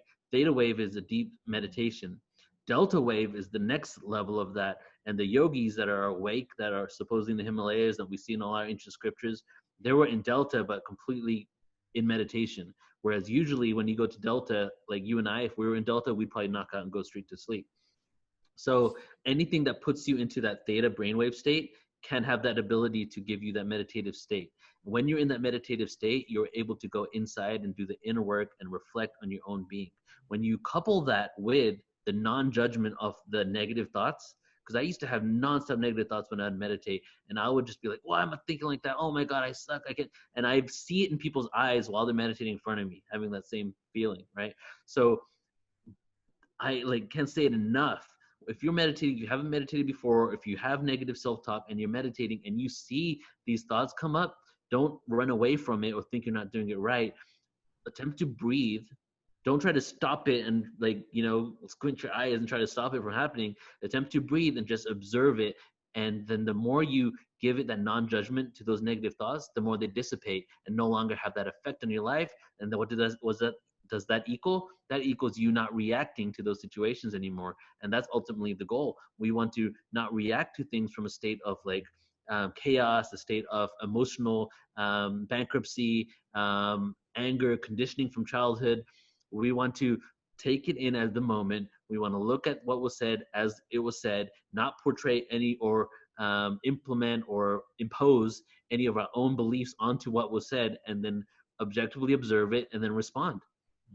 I found the best way to do that. There's many things that have helped, but meditation was the number one thing. The other thing was actually a physical physical body modality called rolfing that actually is fascia release, that releases the fascia that we kind of solidify in our bodies over our entire life. And basically it's deep tissue massage, chiropractic, and trigger point therapy all in one. And it actually releases emotional trauma from parts of your body that are affecting you in negative ways. So there's a lot of different things that you can do, even Reiki healing, things like that. But those are the ones that have helped me out a lot. Interesting. So yeah, you know, I completely agree. It's the thoughts that we dwell on that affect our life, right? It's the negativity that we dwell on constantly. It's not the one that we let go, but it's what we constantly keep focusing back on, and that's what controls our life. Mm-hmm. So we have a couple of questions from the audience. So let's go with the first one to Anish. When it comes to mental health / rise in mental illnesses, is it that these illnesses are on the rise, or our understanding of them has evolved so we have been able to track and classify them better? That's an interesting question. And I believe through my personal experience with mental illness being diagnosed by many people, that without being able to look at the brain, one psychiatrist's perception of what mental illness could be different than another psychiatrist's perception versus another psychologist's perception. And ultimately, I feel that we are actually going the opposite way, where we're actually creating more illnesses. And I think when you slap a label on it and put somebody in a box, it then gives them a reason to manifest that. Because I know for me, when I was diagnosed bipolar, I tried to figure out years why I was bipolar. Why am I bipolar? But we're human beings. We're allowed to experience emotions. We're allowed to experience these swings. And so rather than trying to get so hung up on labels of being quote unquote mentally ill. I think that we're human beings, we're allowed to express ourselves, and that they're just simply abnormalities in the brain, perhaps different neurotransmitters that are out of balance. And I think that we're actually going the opposite way and making less progress because we're focused more on the diagnosis and less on understanding the underlying cause and over medicating the actual illnesses, which to begin with are constructs that are created by medicine. And that, of course, there's a capital intent when it comes to these things, because when pharmaceutical companies, they make medication, doctors prescribe the medication, it's very much a feedback loop. Not to say that there aren't people out there struggling that have perhaps benefited from medication, but I know for me that I've been medication free for 2 years after being on and off different meds for 6 years. And when I've had more doctors and psychologists than I can count tell me that you're going to be on medication for the rest of your life. And you want to know what got me off of medication? Was meditation. And that was because I say now today, meditation is my medication, where I don't identify with these different labels. And I believe that the label can be kind of a crutch or a way to rationalize continuing to perpetuate negative patterns of behavior, as opposed to having the courage to face what's underlying this behavior and ultimately empowering ourselves to make the changes we need to make to live a life of purpose, meaning, and fulfillment. Yeah, I totally agree with that. I felt like I woke up one day and I heard about ADHD, and everyone started talking about ADHD and all and this kind of mental illnesses. And I completely agree that it's people now use it as a justification. They're like, yeah, I'm like this because I have ADHD. Like, hey, what can you do? It's like, let's shrug our shoulders and keep living with that same. I wouldn't call it a mental illness. I just say it's normal part of who we are. It's just kids being kids. The second question is for Doctor. Among sports people, we hear about superstitions and rituals, like cricketers who put on their left pad first before their right pad, or footballers who listen to the same song before a particular game. So there is power in ritual. And the question is, how does this power relate to the mental toughness? Interesting question, Varun. Yeah, I know many superstars, they use one superstar. As soon as he enters the field, you look at the sun. One superstar sits 1 hour watching towards the east. Varun, what happens is these rituals, superstitions give a positive feeling to the player. So I fully agree with them. If it is true or not is not coming to the picture. That gives a positive feeling to the person. Let him do it. As long as he wins the game, he's sure of his place and he's sure of the team's victory. Not only the superstitions, rituals, they have to do few pre-match preparations. So I treat this superstition as one of the pre-match preparation. Okay. For example, they have to do 1 hour, what we call as pre-match preparation. They have to think positive things in the mind. They have to relax for 15 minutes, positive 15 minutes, visualize they are winning the match 15 minutes. So there are pre-match rituals. So I include this superstition also into that ritual. As long as it's helping the person, as long as the person is happy, because you want him to be happy, then only you will perform better. Right. So definitely it adds to the mental toughness. And it's a good thing to follow a ritual. It is nothing but a pre-match preparation. Right. That makes sense. So speaking about rituals, I want to kind of continue on that question about rituals. Doctor, would you suggest any morning rituals, like right when you wake up? I know we talked about people picking up the phone and, first thing in the morning is social media. Let's see what's on Facebook and Instagram. And I don't think that's very healthy. So are there, what tips do you have, Doctor, about a morning ritual? I have few tips, Varun. It's a secret tips. It's only for the viewers here. It takes about 20 minutes. That's all. As soon as you get up in the morning, you have to spend 20 minutes. That is 1200 seconds. That's it. Whole day you'll be happy. I'll finish it quickly. Out of the 20 minutes, as soon as you get up, do the deep breathing which I mentioned earlier. Inhale 5 seconds, belly big. Exhale 5 seconds, belly flat. Do it for 5 times. It takes about 2 minutes. Relaxed way. Don't have to strain. After the 2 minutes, close your eyes and be grateful to about 5 people from the time of birth till your time now. Many people would have helped you, but be grateful to the 5 people, because gratefulness increases positive thoughts. Grateful to your parents, guardians, or friends, mentors. Say thanks to the 5 people who helped you to be what you are now. That takes 2 minutes. Next 4 minutes, close your eyes and imagine what successful things you want to happen in the next 1 month. Like today I want this. This week I want this. Second week I want this. What you want to happen in the 1 month, imagine already it has happened. Imagine already it has happened. Okay. Something to be happening in 1 week, 2 weeks, already it has happened. So imagine the 5 things. That takes 10 minutes. Okay.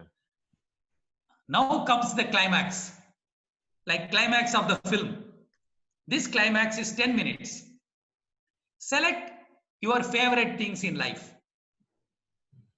Watch your favorite film 2 minutes. Listen to your favorite music 2 minutes. Read your favorite book 2 minutes. Talk to your favorite friend 2 minutes. And watch a TV serial 2 minutes. Imagine you do 5 favorite in 10 minutes. You will not only have flooding of positive thoughts, you will have a tsunami of positive thoughts. This continues for the whole day, I mean 16 hours. I tell everybody we don't have 24 hours a day, because in 24 hours a day, we all sleep 8 hours a day. Balance is only 16 hours. So if you spend these 20 minutes, 1200 seconds every morning, next 16 hours, you'll be happy. Okay, fantastic. Thank you so much. I love that tip. I'm so glad you gave our viewers this particular specific tip. Thank you so much. A secret. Thank you so much. So Dhaval has a question for you, Doctor. If you're imagining things to be happening in the future, isn't it fair, or is it fair to say that we're not being present? How do you balance between being present while self-visualizing good things happening? Yes. No, wonderful question. In visualization, we always imagine that thing has happened successfully. And you must involve all the 5 senses. For example, I am playing the cricket match as a batsman. I must use all the 5 senses. I must use my vision. I am hitting the ball beautifully. My hearing, I must hear the noise from the crowd. And I must feel the taste of my sweat also.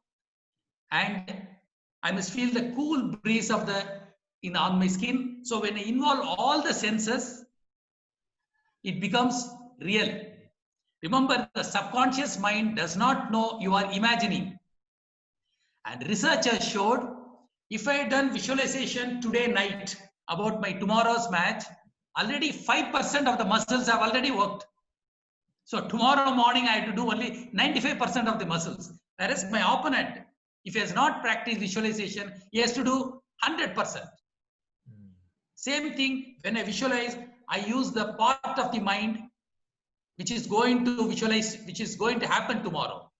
Like, it is like starting the engine of the car. I am ready to press the accelerator. Whereas the other guy, opponent, when he plays the match, he has to start the engine. So it is similar to that. So visualization about the future in the present. This is how it is. The researchers showed we have used 5% of the muscles which you are going to use tomorrow during the real happening. And remember, visualization, the more you imagine, as real as possible. It'll happen exactly the way in the when you play the match or when it happens in a board meeting or anything. Okay, great. Thank you.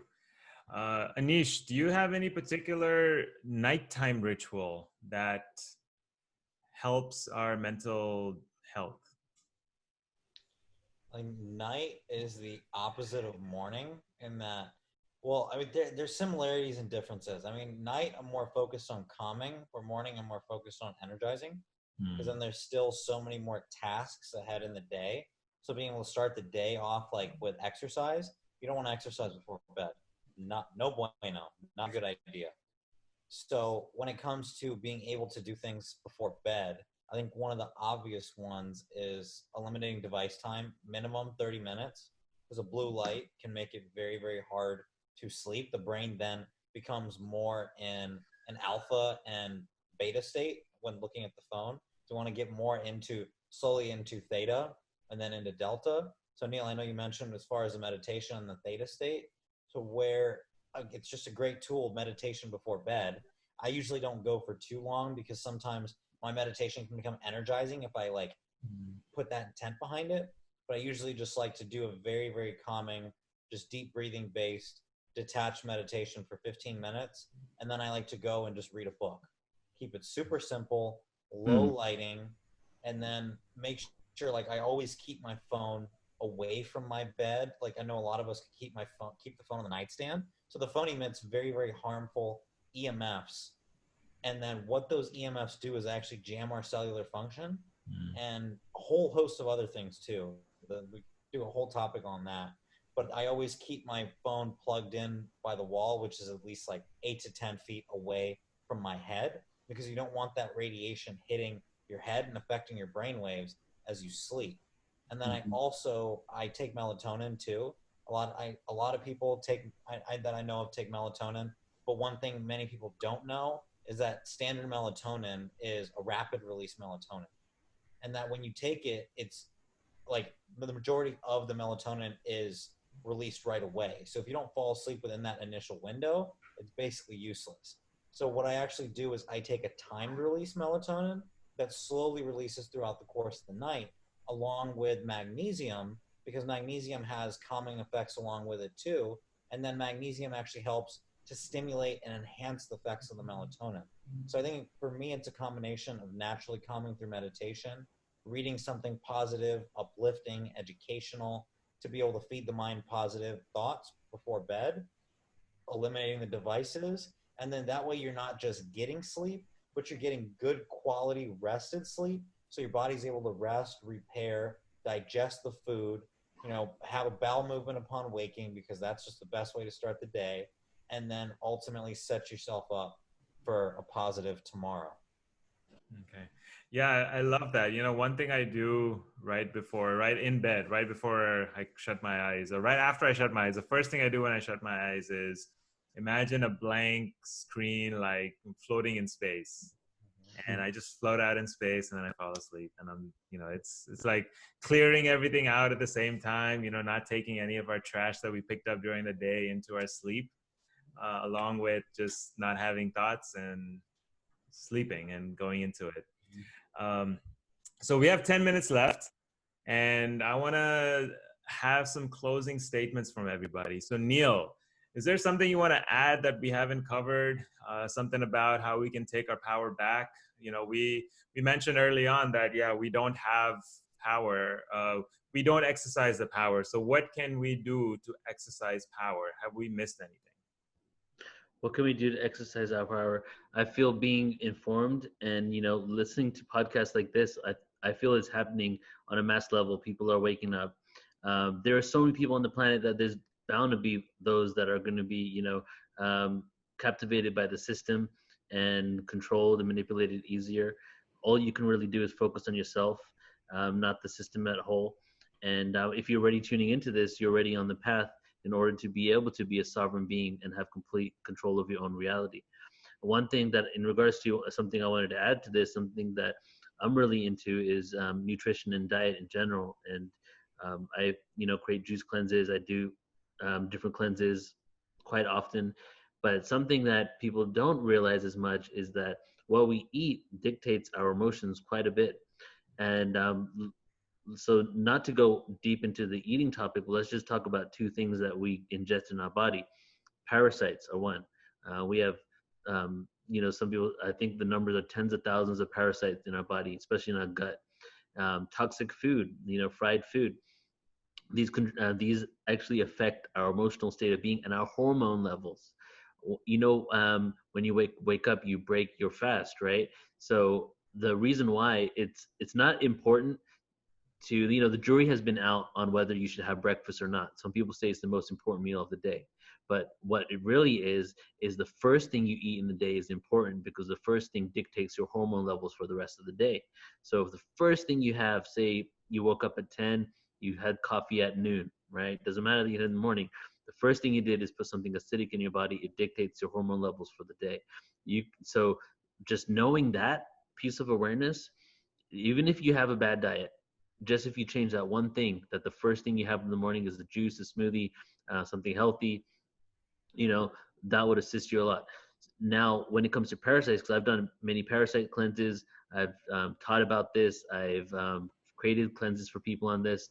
So what I've come to realize is, and the science says the same thing, is that a lot of the cravings that we have for certain foods, especially sweet foods, they say I have a sweet tooth, are actually parasites in your body that attach to your nervous system, that send signals through your nervous system to your brain that you're craving something, and what you're craving is the thing that will help them thrive even more. So when it's a fungus inside your body, or there's a parasite in your body, so it's a downward spiral. When you eat something bad, you start creating fungus and you start creating parasites in your body that literally are independent beings inside of you, attaching itself to your own nervous system, sending signals to your brain that you want more of it, and you think it's just something that you like. So that goes back into the whole puppet phenomena, that even the things inside our own body are actually having an effect on us. So I would say doing a cleanse. One thing that I really love about doing cleanses, I'm on day 15 of a juice cleanse right now. I've just done juices for the last 15 days. And one thing I love about cleanses is that, especially if you haven't done it before, all of a sudden you realize how much of your day-to-day actions are based on emotional state of being, because you realize that food and emotional state of being are completely connected in today's society. So when you start taking away the things that you really want, that are your emotional buffers, all of a sudden you start having all these things. So I've witnessed many people day 2, day 3, day 4, day 5 of a juice cleanse kind of go insane, because they start having all these emotional things come up and they don't know why. I'm just doing a juice cleanse. Why am I thinking about what happened to me when I was a kid? You know what I mean? It's because it starts unlocking all of these things, and you start disconnecting your emotional state of being with the food that you intake. And when you disconnect that, you start eating for not only because you can enjoy and have pleasure in the food, but you're not like being a glutton using it in order to avoid confronting something emotionally anymore, So definitely going and looking into cleansing your body and realizing what you're ingesting and in what moment you're doing it, what time you're taking it in the morning, what you eat the first thing in the morning, and then even goes into the evening. And we've all probably heard, you shouldn't eat, I think that it's 2 hours before going to sleep. And it's because you don't want your digestive tract actively working when you're asleep. That affects you, affects your emotional state of being, affects how much rest you get. You wake up the next day, you're grumpy, you get in a fight with your spouse.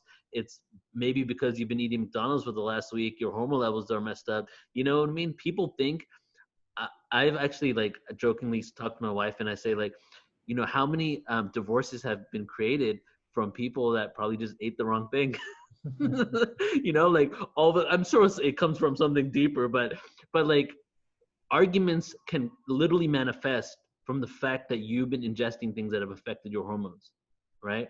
Whether it's milk that has hormones embedded in it. We're hormonal beings, do you think if we ingest and we put hormones in the chicken and the milk, it's not going to affect our hormones because they're not the same hormones that we have? It's not the case at all. So being aware of this and eating very clean and healthy would also allow you to have a better control of your life. Man, I was craving chocolate. Now I don't know if I'm going to eat it anymore after the session. So, doctor, any last words, any last tips, any last suggestions on how we can take our power back? Yes. I like to mention two exercises, Varun. It will help the society. It will help all our viewers. Please. Morning, I mentioned about the 20 minutes to keep positive thoughts. After that, they can do what we call as Benson relaxation technique. It's only 10 minutes. It is introduced by Dr. Benson, famous cardiologist in Boston, USA, and very easy to do. Just sit quietly, close your eyes, breathe normally, inhale through nose, exhale through nose normally. Start relaxation from the feet going up to the head. Relax both feet, both legs, both thighs, abdomen, going up the head. Relax the tongue also.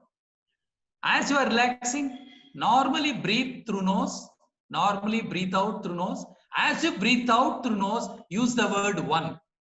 Or you select any word. As I mentioned, Rocky, Rambo, whichever you like. Maybe the present generation has a nice words, better than this. So breathe normally through nose, inhale through nose, exhale through nose, say the word one or any word you like. So when you are aware of the breathing, you'll have only positive thoughts. Do it 10 minutes in the morning. If possible in the night, it is works wonders, Varun. Okay. One of the best exercise in the world, this one. We have one more, quickly I will tell you one more. In the night, there is one exercise called progressive muscular exercise. You can do it before sleep. It gives wonderful sleep, which all of us need a nice sleep. It gives nice sleep. It gives you positive thoughts. It's very good exercise for stress relieving. And it's very easy to do. Just lie down, starting from the feet to the head. Squeeze both feet, 10 seconds. Release, 10 seconds. Squeeze both the legs, 10 seconds. Release, 10 seconds. When you squeeze the feet, inhale. When you relax the feet, exhale and imagine stress leaving your body. Again, when you squeeze both the feet, again come up, squeeze both the legs, inhale and relax. As you exhale, imagine stress leaving your body. Like that, do 10 minutes. You will have a wonderful sleep and you will be a new person. So, and stress relieving, again, stress management is very simple, Varun.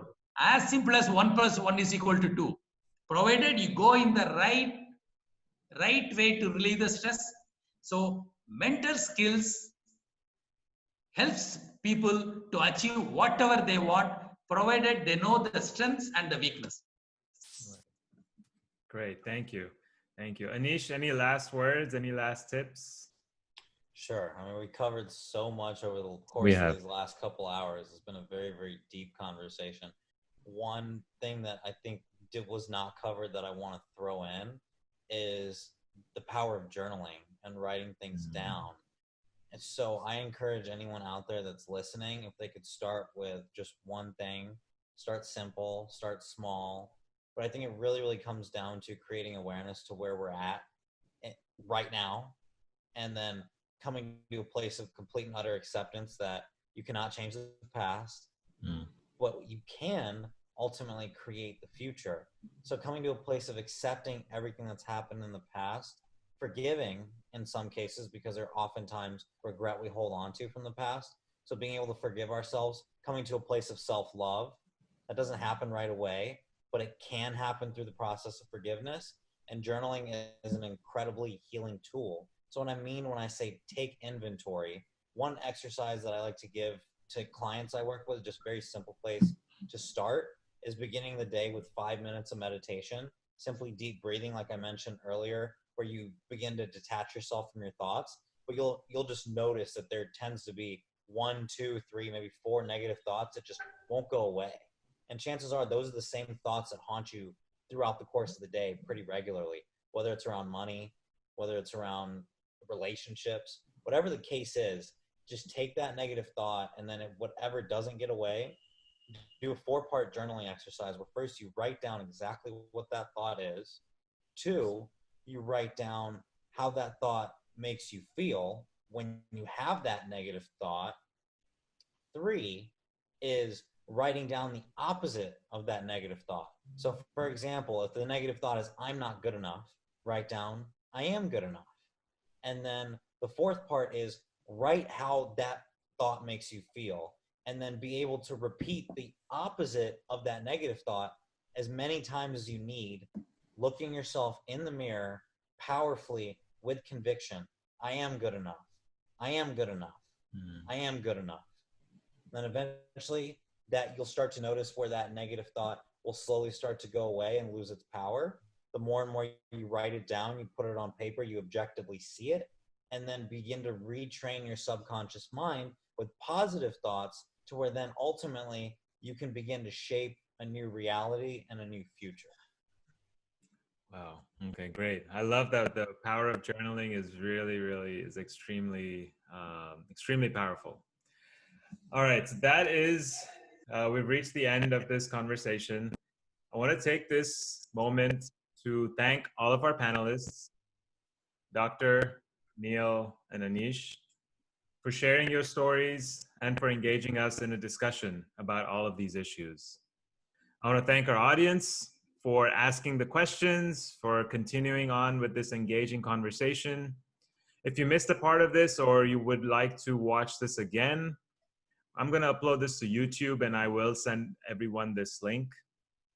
If you have any comments about these conversations or any topics that you'd like to see, please let me know, message me. I'm always open to hearing your views. Our next conversation is on September 3rd from 5 to 7 p.m. and the topic is yoga appropriation. This topic is about how yoga is being whitewashed. You know, now we have goat yoga, beer yoga, rave yoga, tantrum yoga, dog yoga, so many different kinds. So it's about how the modern yoga has taken out all of these ancient teachings and is being put it out into our society. So join us on Facebook and Zoom on September 3rd, where we talk about yoga appropriation. That's all from now from our side. Love and abundance to everybody. And again, thank you, panelists. Thank you, attendees. I appreciate your time. I appreciate you guys for joining me. So thank you guys again so much.